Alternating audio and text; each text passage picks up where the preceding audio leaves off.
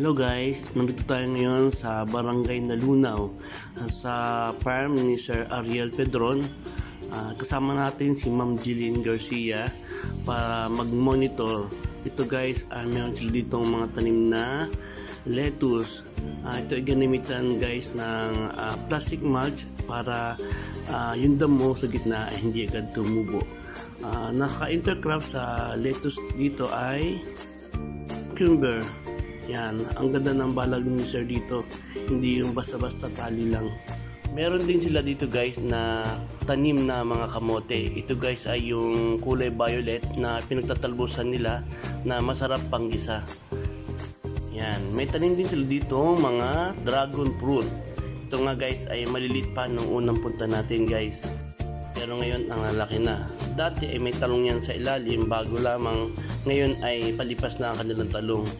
Ngayon guys, meron naman ditong mga strawberry. Dati ay maliliit pa, ngayon ay nadagdagan na pati ang area ng kanilang strawberry. Yan guys, parang isang haba o dalawang haba na plat ng strawberry. Ito ay ginamitan din ng plastic mulch para hindi agad damuhin. Dahil nga din sa Lokban ay maulan, mabilis tumubo ang damo. Guys, ang mga strawberry ni Sir. Yan guys, ang lalago. Biruin mo, sa Lokban pala ay pwede ang strawberry guys.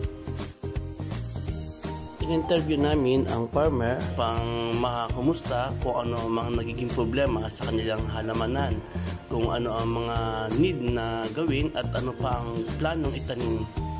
Yan guys, ating sinitingnan ang mga strawberry ni Sir na pinakita niya na marami tayo nakita mga suwi. Pwede nating ibahagi o i-share sa ibang mga farmer upang magtanim din ng gantong strawberry upang dumami ang mga natatanim ng strawberry sa ating bayan. So guys, tinitingnan nga namin ni Ma'am Jeline ang strawberry niya dahil ang ilan dito ay may mga bunga na. Yan guys, nakakuha si Sir para ipatikim kay Ma'am Jeline. Yan, binigyan din ako ni Sir Ariel. Tinikman natin ng isa.